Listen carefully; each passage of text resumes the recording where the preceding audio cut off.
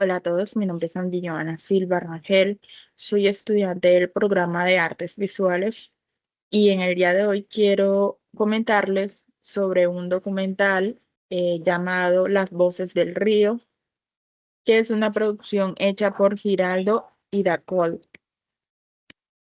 Básicamente, el documental hace un recorrido sensible y profundo a lo largo del Magdalena, desde Bocas de Ceniza hasta la laguna de la Magdalena, que da voz a quienes han vivido a la orilla de este cauce fundamental para la historia y el desarrollo del país. A través de los testimonios de los ribereños se revela la íntima relación entre el río y las comunidades que lo rodean. El agua como sustento, fuente de alimento, vía de comunicación e inspiración cultural, reflejada en la música, los cantos y los bailes tradicionales. Sin embargo, el documental no se queda solo en la nostalgia, ya que a medida que avanza, emerge un tono de denuncia y de dolor.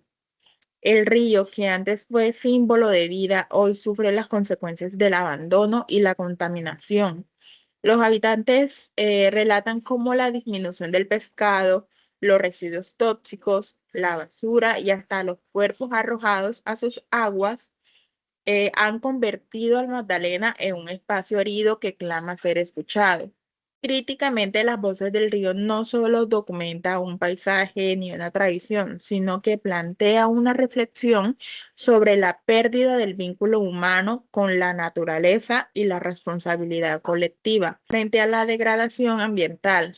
La fuerza del documental radica en su capacidad de convertir las memorias y los lamentos de los ribereños en un llamado urgente a conocer el río no como un recurso, sino como un ser vivo que guarda la historia y el destino de quienes habitan sus orillas.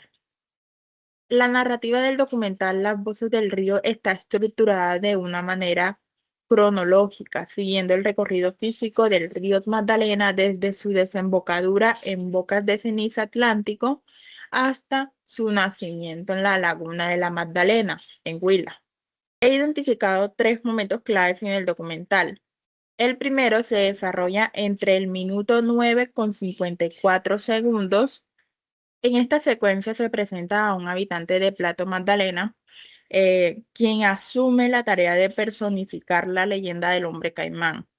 La escena muestra el momento en el que el hombre se coloca el traje de caimán para dar vida a este símbolo tradicional. Esta escena destaca tanto por su carga cultural como por su atmósfera visual y sonora, en la que la flauta de fondo y la participación de los bailadores al final aportan un cierre lleno de ritmo y autenticidad. Otro momento clave se ubica en la mitad del documental, exactamente en el minuto 30 con 38 segundos. En esta escena se presenta una de las escenas más significativas y cargadas de memoria histórica, a mi parecer. Y es que a través de archivos visuales antiguos se observan imágenes en blanco y negro del río Magdalena en su época de esplendor. Eh, Se observan embarcaciones llenas de mercancías, trabajadores cargando sacos, mujeres vendiendo frutas a la orilla y niños jugando mientras los barcos atracaban. Estas imágenes muestran cómo el río fue durante décadas la principal vía de comunicación y comercio del país, conectando regiones, transportando productos agrícolas, minerales y personas y sosteniendo pues la economía de los pueblos ribereños.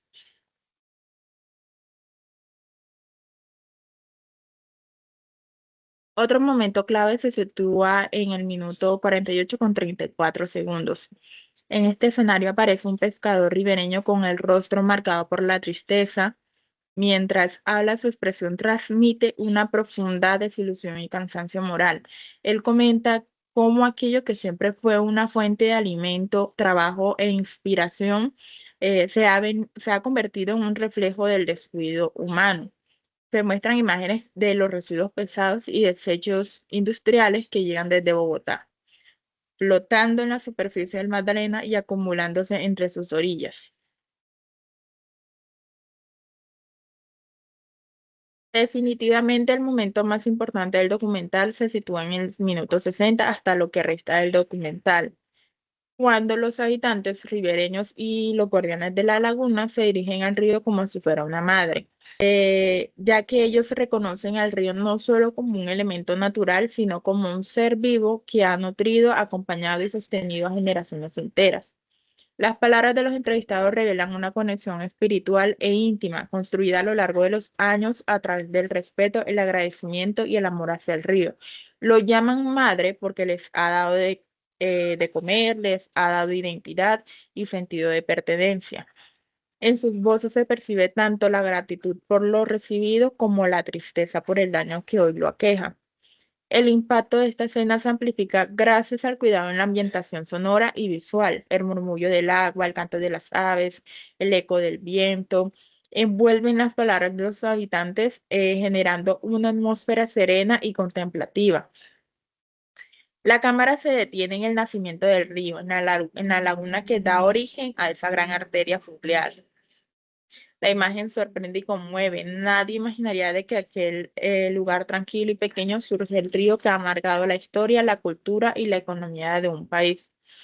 Esta secuencia final sintetiza el mensaje del documental, el llamado a reconocer al río no solo como un recurso, sino como un ser con vida, memoria y espíritu, que merece ser cuidado con el mismo amor con que se cuida a una madre. Cabe mencionar que en el documental resaltan tres figuras humanas culturales centrales. El primero se trata de Edgar Román, quien aparece representando a la figura del hombre caimán, una leyenda tradicional del municipio de Plato Magdalena. Su presencia aporta una dimensión cultural al documental, ya que permite observar cómo los mitos locales funcionaban como mecanismos de identidad colectiva y memoria histórica. La segunda figura se trata de Samuel Marmol, compositor de cantos ribereños. Este refleja la influencia directa del río en las expresiones artísticas de la región. Su testimonio no se presenta solo como una exaltación del paisaje, sino como una declaración sobre el papel del río como una fuente de creación y sustento cultural. La tercera figura se trata de Eliseo Torres, un arenero de profesión que representa la dimensión laboral y socioeconómica. Su testimonio evidencia la dependencia directa de las comunidades frente al río y las dificultades actuales de quienes subsisten de sus recursos, aunque él expresa cierta alegría al cantar mientras trabaja. Estas tres figuras no solo ilustran la diversidad cultural del Magdalena, sino que también funcionan como indicadores de procesos sociales en transformación. Cada uno representa una forma distinta de interacción con el río, mítica, artística y económica, y juntos exponen cómo las tradiciones, la creatividad y el trabajo han sido afectados por el abandono estatal, la contaminación y los cambios en las dinámicas productivas.